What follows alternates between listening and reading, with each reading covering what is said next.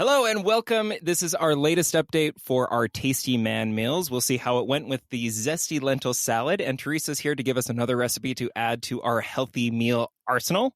This is Who Cares About Men's Health, where we aim to give you information, inspiration, and another interpretation about your health. I'm producer Mitch, and I'm filling in for Scott, who is out of town this week, so I guess I will be bringing the BS this episode. And for the MD, we are joined by co-host and chef in training, emergency room physician, Dr. Troy Madsen. That's me. Thanks, Mitch. And from University of Utah College of Health Department of Nutrition and Integrative Physiology, trying to get me off of roller food, we have registered dietitian and culinary coach Teresa Dvorak. Glad to be here. He is the Director of Graduate Studies for Nutrition and Integrative Physiology. And fun fact, my mom's favorite all-time guest for the podcast, Thunder Jalili. All right. I'm glad to hear I'm good for someone out there. You're good for You got the Yeah. Thunder. moms. You're everyone's. demo. Yeah, you're everyone's favorite, Thunder. You are. You're the VIP. So let's go ahead and just dive in this week. Teresa this week tried to sneak in a salad that didn't have iceberg lettuce. So we were working on, So we were working on the zesty lentil salad. And how was this for everyone? Troy, how'd it go? Okay, I am going to tell you this salad really kind of was my next step in cooking. So Yes. so we had to get together for my brother for his birthday. And You cooked it for other people? Yes. Yes. And I said to him, he said, hey, we're going to be having, he said, I'm going to grill some salmon and then we're going to have, some cheesy potatoes and some fruit. And I said, hey, can I bring a salad? And so I actually made it and I took it, and there were 6 other people there who tried it and provided their honest feedback. I said, please give me your honest feedback. So Troy, is this usually what happens? People invite you over and you're like, oh, I'll make something? Or is it like grab some chips on the way? No, they tell him what we're going to eat. And he says, okay, we're sounds gonna great. eat. Like, cool, I'll be there. What time? I rarely bring anything. I have never in my life made a dish that I have taken to any event and let other people consume. So this was a first for me. I've certainly bought things. Yeah. I mean, I bought things, but I've never made something and taken it. So this was a big deal. How did that feel? It was good. I kind of felt like I was putting myself out there on the limb a little bit, but then I was just like, hey, guys, it's not my recipe. I don't take it personally. Although I did have to make a few modifications. I could not find bulgur, so I went with not quinoa. I used couscous. Couscous. Yeah, and I'll tell you too. I kind of assumed that lentils are the same thing as beans. And I found beans and I couldn't find lentils. So I just found some canned white beans and I used those. And I was going to text my wife and be like, are beans and lentils the same thing? But I was like, nah, I can do this. So I used beans instead of lentils. So a couple modifications. Troy, that's like saying like the liver and the heart are the same thing.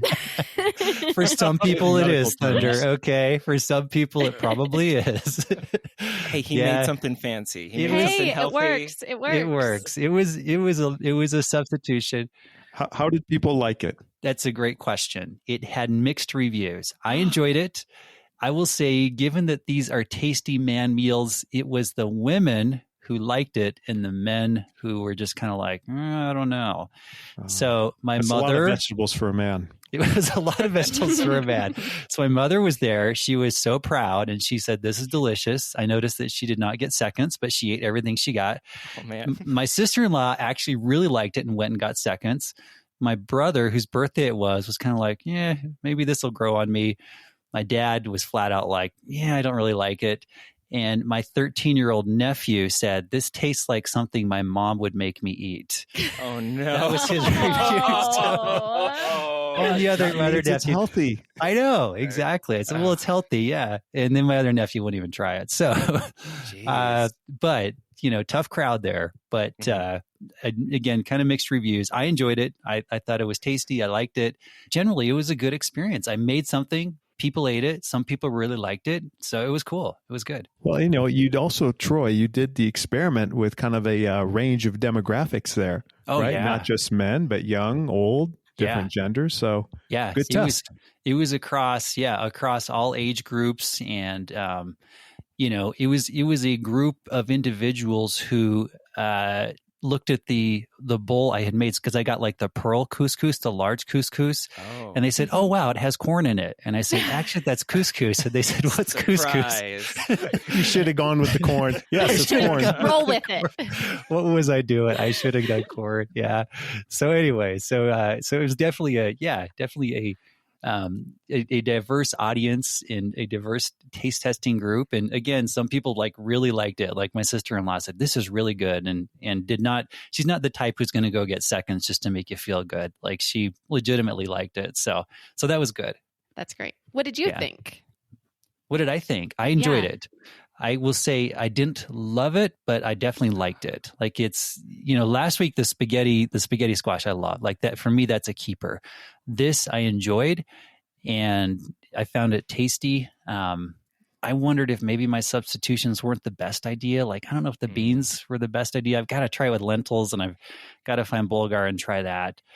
But I enjoyed it. It was straightforward, fairly easy to make. So I liked that about it. Good. Troy, I will say that the lentils and the bulgur will definitely give it a different taste and probably a different texture too. Yeah. Than the beans. So yeah, give it another try with the actual lentils, the actual ingredients. Yeah, it's a great idea. Say too, right? If you're found the beans. Yes, I did. Lentils were close by. You were so close. You were like within probably 15 feet. Honestly. I know. I couldn't because find they're usually in the same aisle. Yeah. So you were close. Just a little more within shouting distance. Hey, Troy, let me ask you. Troy, let me ask you a question. Yes. When you got the beans, did you see the Hispanic Mexican type foods anywhere in that area?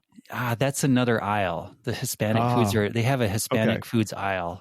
Because in the store that I go to, our local Smith's, that's where the lentils are. Okay. And we actually have beans, I think, farther down the aisle, so in that same vicinity.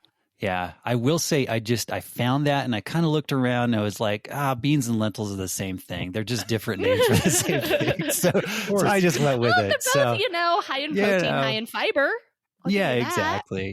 Exactly. The lentils and the bulgur will bring more kind of nuttiness to the flavor than couscous and a white bean are pretty bland. You've got to add a lot more to them. So if I was doing that, I maybe would have added some more garlic, a bit more on the lime or lemon juice, things that are going to bring in a lot more of that kind of robustness and brightness to those sources. So, but great try. And honestly, I have written down the goal for you guys, and my hope is that not only would somebody say, hey, can you make dinner tonight, but that you willingly bring something to the table. And you did that on your own, and that's so amazing. So well done. It was a first. It was a first for me. I know. It was a proud moment, I will say. Yeah. So Thunder, what did you do? Did you have a chance to make this, or have your daughter make this? No, I didn't outsource it this time. I actually did it myself. I actually had a great experience with it. So similar to Troy, I had an outdoor movie I was going to go to. So one of my friends has an outdoor, movie screen, and we go there sometimes and like have dinner and watch movies. So he said, can you bring a salad? And I said, as a matter of fact, I can. Wow. So I made the recipe, and I did make one change. I didn't add the red onions because my wife said I don't like raw red onions. So I didn't add those in there. But I didn't know that she also doesn't like that much feta, so she never ended up eating the salad anyway because it had feta. But it was a wide demographic of people, just like at Troy's party. We had my friend and his wife and his sister and husband, and then our two nephews. One's 10, one's 11. So kind of, different ages, different genders. The kids were afraid to eat it. They didn't like the look of it. I kept telling them it tastes so much better than it looks, but they wouldn't believe me. All the adults really liked it, so it was a hit. Nice. And I really liked it. I actually ended up not only feeding everyone there, which was like 8 people, but I had a little bit of leftover that I had the next day for lunch. So yeah, this was a big batch, right? Yes, it was a lot of food. And it was, I considered it a meal. Like I had it for lunch the next day because, it has the lentils and it has the bulgur and it has vegetables. So, it was like a meal. That was one of the things that I was noticing is just we had it hot that first night. I felt full. It wasn't like a little side dish necessarily, even though that's kind of what I thought it would end up being like. It was a full meal that day. Would it go into the good salad category there, Mitch? Yes, awesome. It would, because and that was kind of it, is that like there was something really fun about doing the bulgur and the lentils. To be honest, like even Jonathan was making the joke, it's like seems like she's trying to sneak lentils in with you, like with how much it all mixes in. It's like you're with a kid, right? You sneak little vegetables in their food. But it was my first time cooking with bulgur, and it was like it was almost like oatmeal, like somewhere between oatmeal and rice, cooking it up. And I think one of the things that like I'm really taking home from these last few recipes, and something I really appreciate, is that I've cooked before, but the cooking that I tend to like gravitate to was always these big ostentatious meals, right? That's kind of when I would cook, is when it was, a showstopper and it would take all day. And those were kind of the recipes that I gravitated to. But my day-to-day meals were like gas station food or frozen food out of the freezer or right, exactly.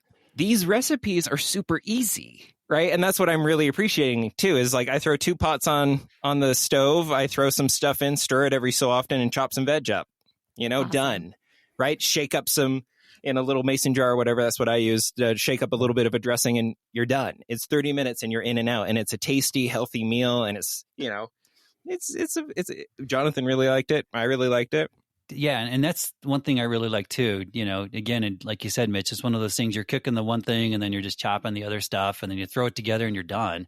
Mm-hmm. And when I took it to the dinner, I just kept it in the fridge. I made it that morning, kept it in the fridge, took it that evening, served it cold, and again, it had some people who liked it, which was nice.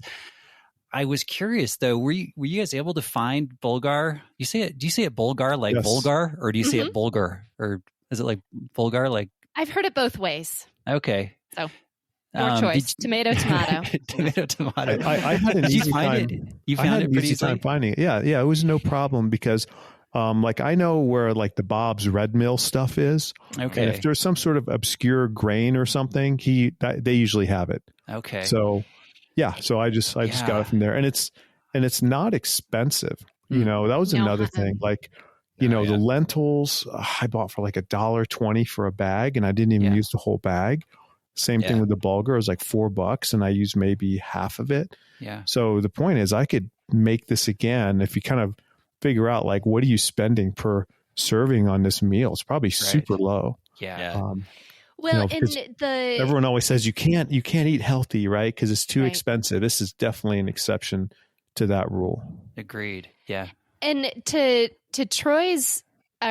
Mitch's point, it cooks up kind of like oatmeal, and it can be used as a breakfast grain as well, and often is. And that's actually where I found it at my grocery store, was in the breakfast cereal oatmeal aisle. So where the oatmeals were, there was a bunch of other, right, the other grains, the Bob's Red Mill grains, like Thunder mentioned, kind of where you'd find polenta and ground flaxseed, and then the bulgur was there as well. So it can sometimes be in different spaces, but this is definitely something you could put in place of oatmeal if you wanted to. In the morning, put some cinnamon and a bit of honey and dried fruit and almonds on it, and you've got a porridge. So that would be a great alternative. And it would be, yes, it's still slightly processed from the whole wheat berry, but it's considered a whole grain compared to, say, a flour or a processed grain. So you're getting a lot of bang for your buck nutrient-wise. And like Thunder mentioned, a lot of these ingredients, they go a long way, and they are really packed full with the nutrition. One other thing I really liked about the bulgur in this recipe, I like how it gave it some bulk. Like it has a mild, kind of pleasant, mild taste, and it makes it like bulky in a good way that you feel like you're eating something and you can be full. Yeah, it was almost like somewhere between like a rice bowl and a salad. Like for me, It was kind of, there was just there was a texture to it. There was a nuttiness to it that I really, really appreciated, in more than just here's a pile of vegetables. Right. Yeah. Right. Because your standard salad, right? My standard salad. Yeah. Like iceberg with Thousand Island. Yeah. It's like, great. Thanks.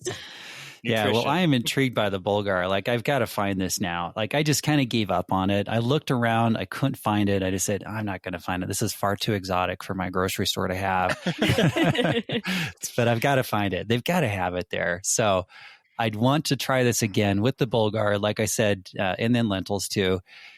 And I don't know if it was kind of the couscous, but I think for my dad, it was more just the parsley. I think he's just not a fan of parsley. So I think you can go easier on the parsley. Yeah. I just got to go a little easier on the parsley. So I actually went a little heavier on the mint because the mint was good. we have mint that grows in our yard. Oh, wow. So I thought, I've been meaning to trim the mint anyway. So I just kind of went crazy with the mint, probably doubled it. Ended up being a good thing because a lot of people commented, I like the mint in there. So yeah, that was a surprise to me because like I only use mint for my mojitos. That's like right. Mint is like that. It's never used in like just a meal. So that was kind of cool to use that herb. Agreed. That was really cool. I liked it too. Tasted great. So moving on though, this week, Teresa, it looks like, I like saying this, it looks like this week we're doing a saucy Buddha bowl. You got it. That is so We're going saucy this week. Saucy. I love saucy that. Buddha. Okay, so love it. So what do we got? What's coming our way this week? What are we learning? What are we doing with? So this week is kind of your ultimate meal prep week. And what we've got here is, so in the recipe, I have listed out certain vegetables that I think kind of go really well and complement each other well in this. However, it's one that you really could just, what's in the refrigerator, what looks good, what vegetables do I like, and roast them up and put them in. There's a lot of variety that can happen in this particular meal. And we explore quinoa with this particular one. But just like you mentioned, you could use the bulgur, you could use couscous, you could use a brown rice, any kind of grain would be awesome in this, in these grain bowls, in these Buddha bowls. So you could even do a lettuce bed at the bottom, or spinach or something like that, of fresh greens if you wanted to as well. So again, there's a lot of variety, a lot of choice that can happen. And this is kind of your sheet meal. Now, the downfall is that we're doing this in what tends to be a really hot time of the year in August. So we got that factor, but this is one that you could certainly slip in your back pocket and pull out in the winter and the fall when it starts getting cooler and you actually want to have the ovens on to help kind of bring some warmness into the kitchen. You could also do this out on the grill if you wanted to. You could make little foil packets. If you're into camping and outdoorsy, you could put them in foil packets and do this out on the campsite as well. So that's something else that I really like about this particular meal, is that there's a lot of variety there. And it reheats amazingly well. So for lunch the next day or dinner, that works too. And then we've got a couple of different dressings that I put on here. So I don't know if some of us want to try one dressing and others try another one to get some of that feedback. But one is kind of an Asian gangshao paste, which is a Korean chili paste, and the other one is a tahini sesame seed paste base. So a couple of different options there for the sauces too, because I have found through my cooking that I'm a saucy person. I just am, right? Like I like the sauce, and it brings a little bit goes a long way. So like in these, if you look at kind of the nutrition breakdown, yeah, there's a ton of calories there, but you really only need a little bit. You only need a couple of tablespoons for one bowl, and it brings a lot of flavor and deliciousness to the bowl. Teresa, I have a saucy question for you. I love it. Yeah. So I'm a little bit of a spice wimp. And as I'm looking at these, tell me, how spicy are these sauces, kind of like on a scale of 1 to 10? And if I wanted to make it like a little more gentle, how much should I reduce the spice content? For sure. So the spicy farmhouse dressing, which has the gangshao, I think I'm saying that right. Probably not. I apologize. My Sounds Korean right to me. friends. Is certainly on the spicy end. So if you're not a fan of spice but want some flavor, I would reduce that to 2 to 3 teaspoons, or about 1 tablespoon, so in half. It makes it on the spicy side. I would say kind of a medium spice, medium to high. If you reduce it, it makes it medium. Nope. Or as is. As written is kind of medium high on the spice. So that would probably be too much for me. So then I'd go in half. With like a couple. Yeah. It's also one of those things that I also make both of these recipes without the spice as well, and then add spice onto it afterwards. So I make these for the whole family, and my young children don't like a lot of spice. It's too spicy, mama. And so I keep the hot sauce out, which is a great way too if you're serving other people, that you can keep the spiciness out. Just mix up everything else, and then you can add little bits as you go and kind of on your own. So that's another way to kind of consider it.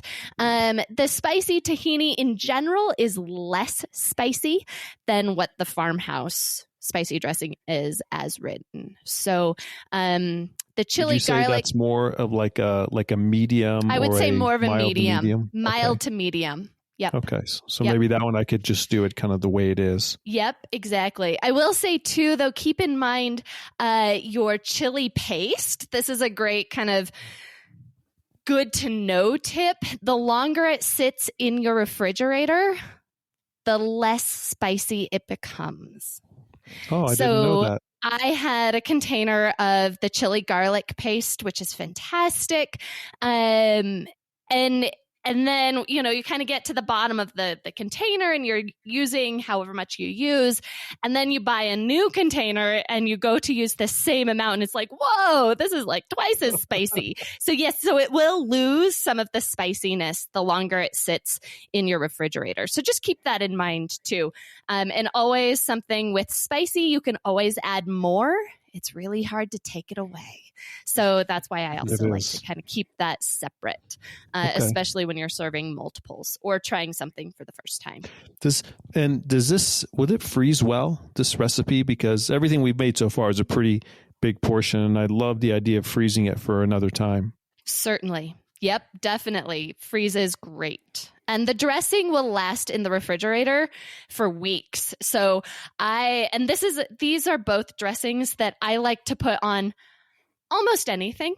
I'll just be honest there. Any grain, any beans or rice dishes, on your lentils. It's really fantastic. And so I make up a double batch and label it and keep it in the fridge and in a jar and add it wherever you want. Hear that, Mitch? Mitch, you can put it on your iceberg lettuce. Absolutely. It actually does really well on lettuce-based salads too. Okay. So you certainly can. Yeah. I'm just looking at the picture and everything. This does look the most meal preppy I've seen of what we've made so far. I see it in the picture I chose portion glass jars. Yeah. Yep. Yep.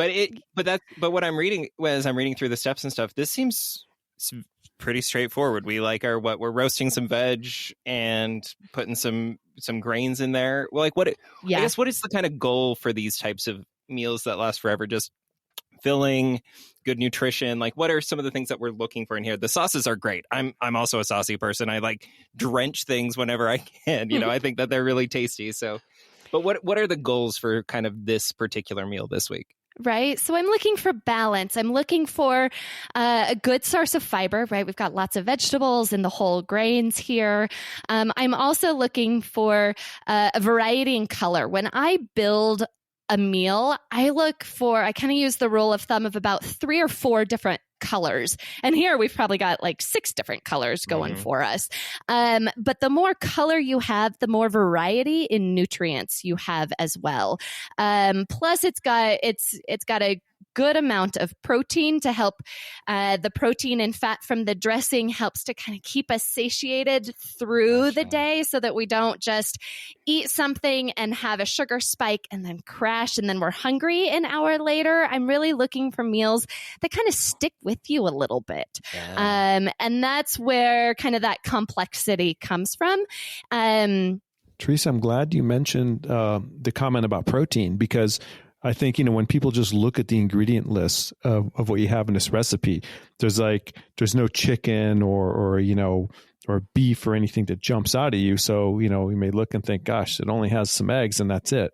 But really, if you look at the nutritional breakdown that's provided, it has quite a lot of protein, in spite of it being almost a vegetarian meal. Or I guess if you're ovo-vegetarian, it is a vegetarian meal. You got it.